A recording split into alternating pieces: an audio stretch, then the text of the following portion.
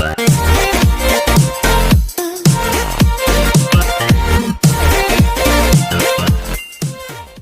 Student, तो आज आप प्रतिविधेय चैप्टर में आगे बढ़ीए।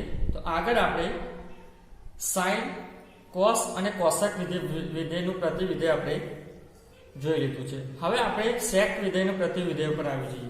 તો અહીંયા મેં આપણે ઇન જનરલ જેવી રીતે સેક વિધેય ડિફાઇન કરીએ છીએ, વ્યાખ્યાયિત કરીએ છીએ, કઈ રીતે કરીએ છીએ? r minus x belongs two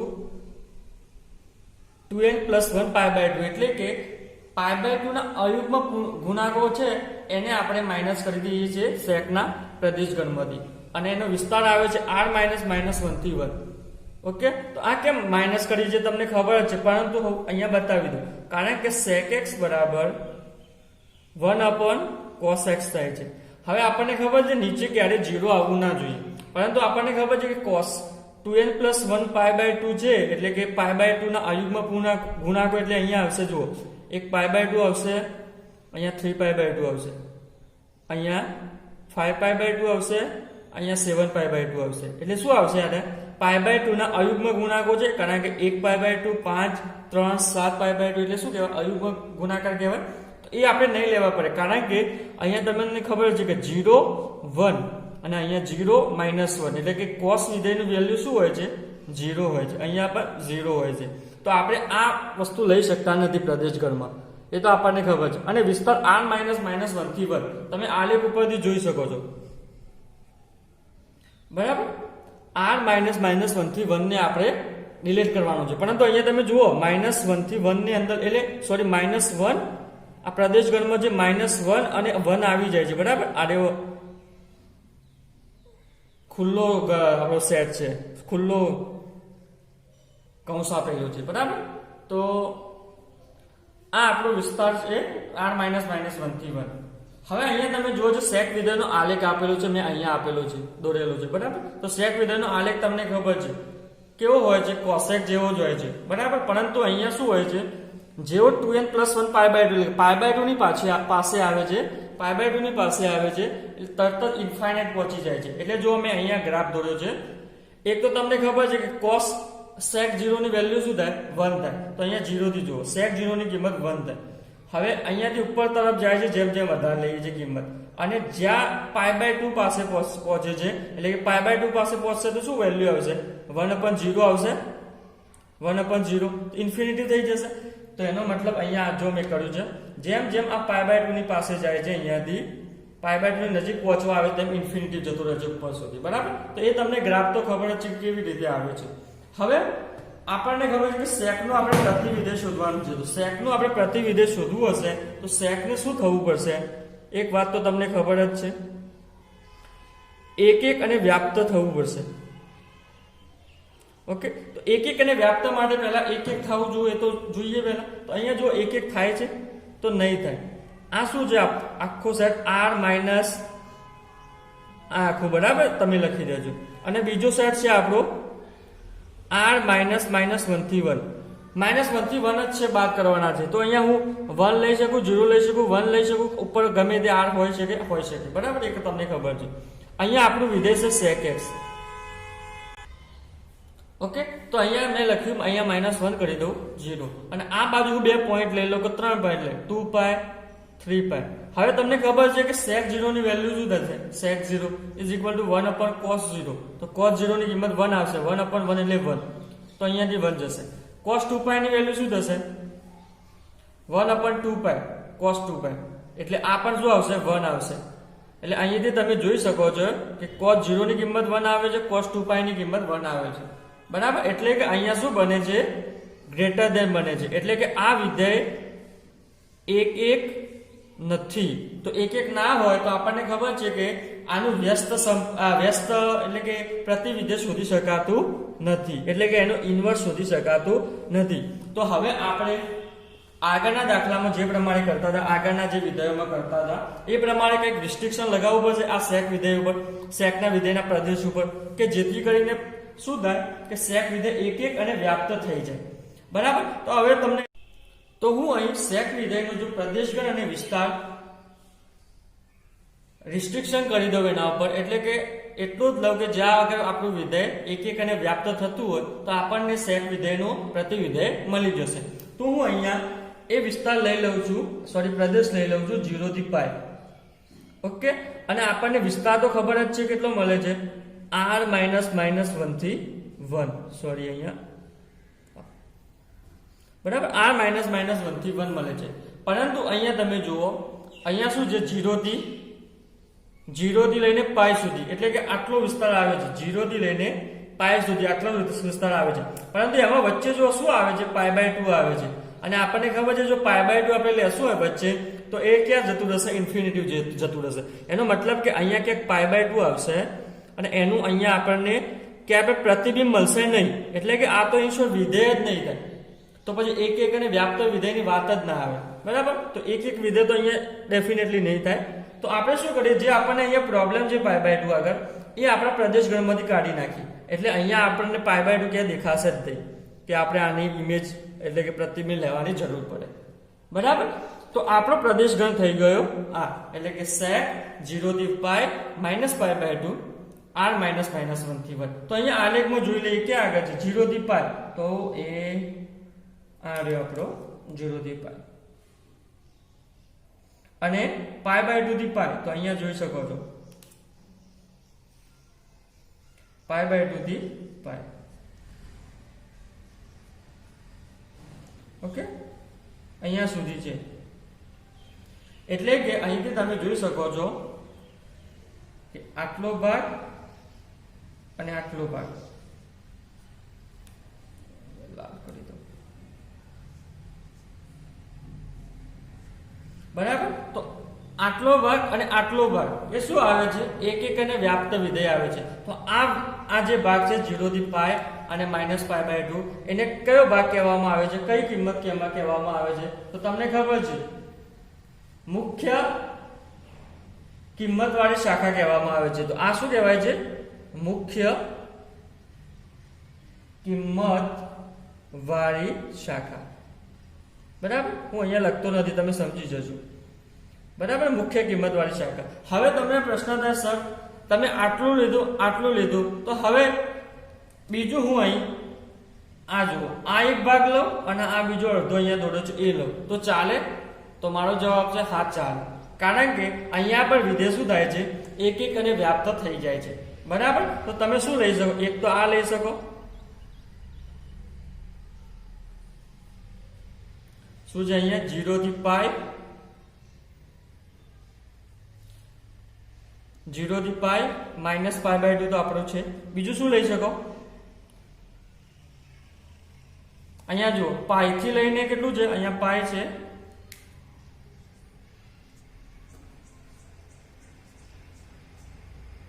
અહીંયા π છે, π થી લઈને 2π. બરાબર, π થી લઈને 2π લઈ શકો છો.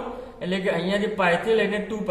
પરંતુ અહીંયા પણ એક પ્રોબ્લેમ આવે છે, જો π થી 2π લેશો તો વચ્ચે 3π/2 આવે છે.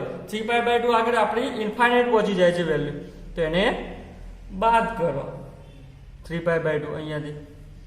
બરાબર, આમ લખવાનું માઇનસ આ કરો. હવે એ પ્રમાણે આગળ પણ લઈ શકાય. હવે નેગેટિવમાં લઈ શકાય, હા. તો અહીંયા જુઓ, 0 થી અહીંયા પણ -π સુધી આવશે, 0 થી લઈને -π સુધી, તો હા એ પણ આવશે. એટલે કે અહીંયા હું લખું 0 થી લઈને -π સુધી. પરંતુ એમાં પણ તમે જુઓ, આ 0 થી લઈને -π લઈશ, એમાં વચ્ચે આ -π/2 આવે છે. તો -π/2 આગળ પણ વિધેય શું થઈ જશે, ઇન્ફાઇનાઇટ થઈ જશે. એટલે કે એને આપણે બાદ કરો. તો આ ત્રણમાંથી અથવા તો આગળ તમે જાઓ તો બહુ બધા આવે, એમાંથી તમે કોઈ પણ પ્રદેશ ગણ લઈ શકો છો સેકનું પ્રતિવિધેય શોધવા માટે. પરંતુ અહીંયા આપણે 0 થી π -π/2 વાળું લીધું છે અહીં. બરાબર, એનો મતલબ શું થયો, આને શું કહેવામાં આવે છે, મુખ્ય કિંમત વાળી શાખા, એટલે કે principal value branch. Okay,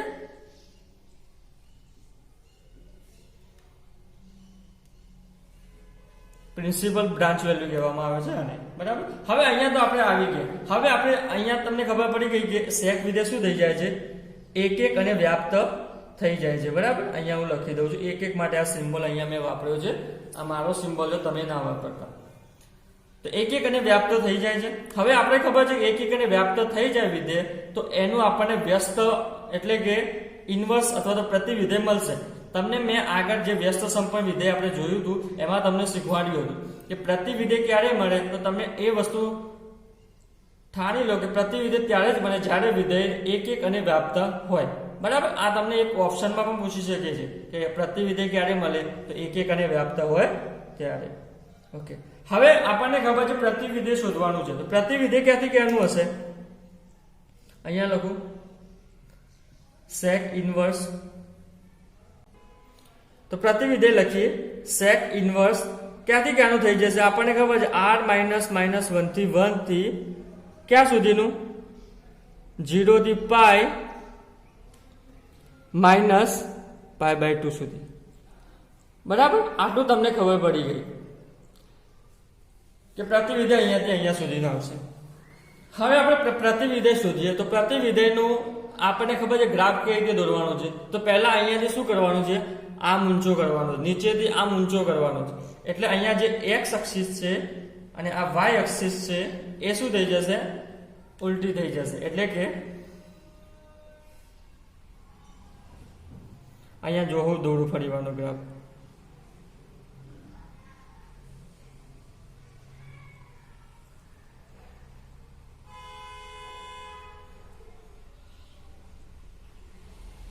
okay, અહીંયા y એક્સિસ થઈ જશે, આ x અક્ષ થઈ જશે, બરાબર। હવે આ જે લીટીઓ ઊભી છે તે આડી થઈ જશે, તો આડી લીટીઓ ક્યાં ક્યાં આગળ છે હું જોઈ લખું, તમે જોઈ લો। પાઈ બાય 2 આગળ છે, એક તો પાઈ બાય 2 આગળ, અહીંયા માઇનસ પાઈ બાય 2 આગળ છે,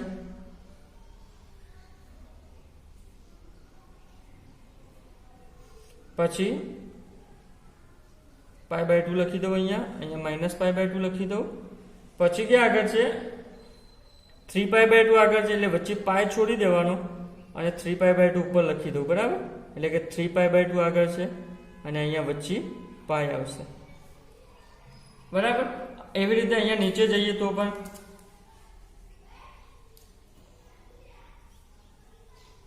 પાઈ છોડી દો અને માઇનસ 3 પાઈ બાય 2 આગળ આવશે, એટલે કે અહીંયા માઇનસ 3 પાઈ બાય 2 અને અહીંયા ક્યાંક માઇનસ પાઈ આવશે। હવે આપણે જે વાટકીઓ દોરતા તે વાટકીઓ દોરી દઈએ શાંતિથી।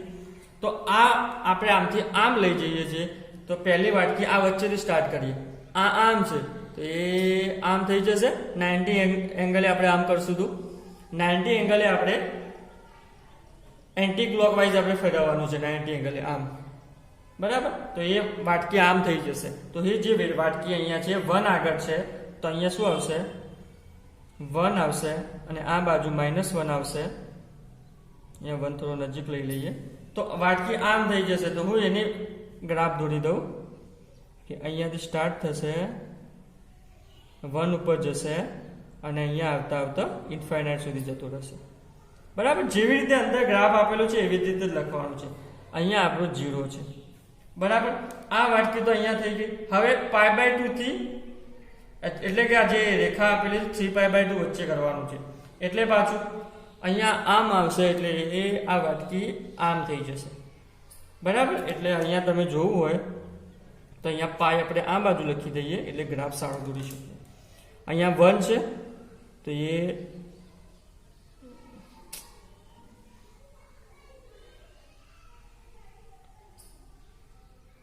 અહીંયા 1 આગળ કરવાનું, બરાબર। અહીંયા તમને ખબર આ -1 આગળ, અહીંયાથી એ અહીંયા આગળ, અહીંયા આવતા આવતા લીટી ટચ ના કરવાનું, પણ લીટી સુધી આવી જવું છું, કારણ કે પાઈ બાય 2 અથવા તો આવે છે ત્યારે જ 0 થાય। હજી આપણે બતાવવાનું છે કે 0 આ ઇન્ફાઇનાઇટ થઈ જાય છે, બરાબર। તો આ બે વાટકીઓ તો થઈ ગઈ। હવે તમારે આ ઉપરને દોરવું હોય તો પણ થઈ જશે, અહીંયાથી આમ કરીશું,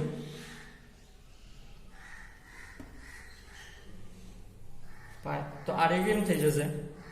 દાખલા તરીકે અહીંયા પાઈ છે,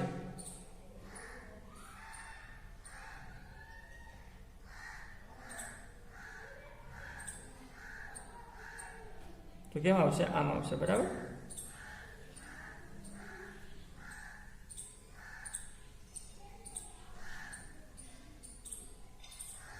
એ આમ આવશે, બરાબર. એટલે આમ આખું વાટકી બને છે. આ પણ એવું છે ને કે આમ આખું અડધું જ રહી જાય છે, આ વાટકી જ બને છે. પરંતુ આગે આપણે પોઈન્ટ નથી લખ્યું એટલે મેં ટપકા કરી દીધા, બરાબર. હવે એવી રીતે આપણે ઋણ પૂર્ણાંકોમાં આવી જઈએ. ઋણમાં તો એ આમ કરીશું તો આ વાટકી તમને દેખાય જ છે, આમ છે એ અહીંયા આવી જશે. તો અહીંયા લાવી દઉં વાટકી. અહીંયા માઇનસ પાઈ છે, અહીંયા માઇનસ π/2 છે. તો માઇનસ π/2 થી એટલે કે અહીંયાથી નજીકથી સ્ટાર્ટ કરો, 1 આગળ આવશે, પછી પાછું માઇનસ તરફ જતું રહેશે, બરાબર. આ વાટકી આવી થઈ જશે. થોડું સારી રીતે દોરી દઉં એટલે મજા આવે.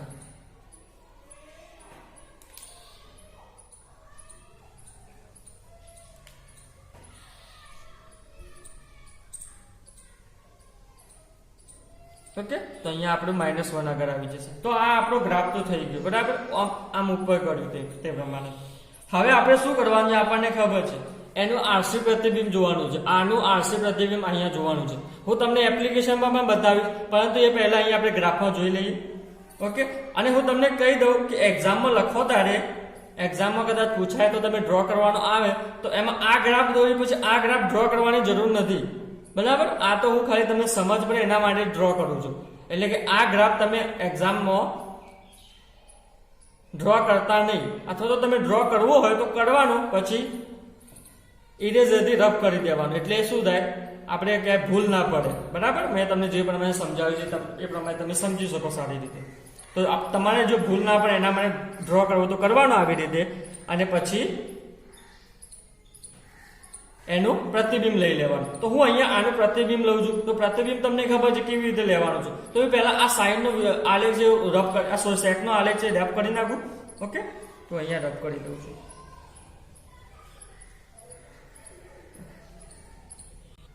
ઓકે, તો હવે મારી ડાબી બાજુ છે એ આપણે આરસી પ્રતિબિંબ જોવાનું ટ્રાય કરીએ. તો આ પ્રતિબિંબ જે આપણું સાઈન સેટ વિધેય હતું એનું આપણે ઊભું કરીને આ બનાવ્યું હતું, એનું આપણે પ્રતિબિંબ જોવાનું છે, બરાબર. તો પ્રતિબિંબમાં પહેલા તો અહીંયા જોઈ લઈએ.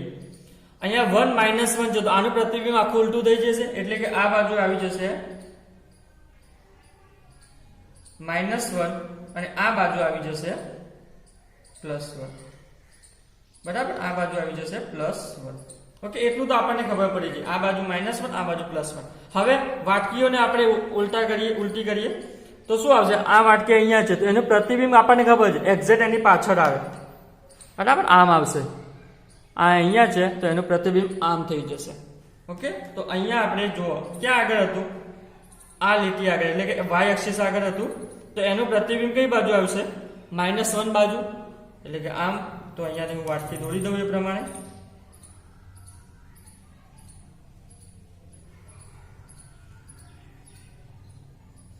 ઓકે, આ થઈ ગયું આપણું આ. પછી ઉપરવાળા ઉપર જઈએ તો અહીંયા વાટકી આમ છે, એટલે કે પાઈ આગળ છે, પોઝિટિવ પાઈ એ આગળ અહીંયા આમ વાટકી છે. તો અહીંયા પોઝિટિવ પાઈ આગળ શું થઈ જશે, એની ઉલટું થઈ જશે. આ તો તમે શાંતિથી ગ્રાફ દોરજો એટલે સારો આવશે, બરાબર. એટલે કે એટલો બધો કોઈ સારો લગાવવાનો જરૂર નથી, પરંતુ અહીંયા -1 આગળ આમ સીધી લીટી હાથથી જેવું થવું જોઈએ, સીધું દેખાવું જોઈએ. કોઈ પરફેક્ટની જરૂર નથી એટલું બધું, પરંતુ લાગવું જોઈએ. અહીંયા સુધી પછી ના લાવી દેવાય, અહીંયાથી આ તો પછી સર ખોટો જ આપે, બરાબર. એટલે આપણે થોડું જોવાનું કે -1 ના સિદ્ધાંતમાં છે કે નથી, બરાબર. કારણ કે આપણે જે વેલ્યુ આવે છે અથવા તો આપણે જે ડિફાઇન કરી ક્યાંથી કરી છે, 12 - -1 થી 1, તો -1 વાળો લેવાનો નથી, બરાબર. -1 સુધી લેવાનું છે, પણ એના પછી થોડું પણ આગળ નથી લેવાનું. એટલા માટે આપણે -1 ના સિદ્ધાંતમાં કરવાનું, વધારે પડતું આગળ જવું નહીં. હવે અહીંયા આ થઈ ગયું. આ તમારે ડ્રો કરવું તો કરી શકો છો, અહીંયા હું નથી કરતો, બરાબર. કઈ જરૂર છે નહીં એટલી બધી. હવે નીચે આવી જઈએ. આ વાટકી આપણી, અહીંયા આ વાટકી છે, તો આ વાટકીને આમ આવી જશે, એટલે કે રેડ પેનનો યુઝ કરીએ.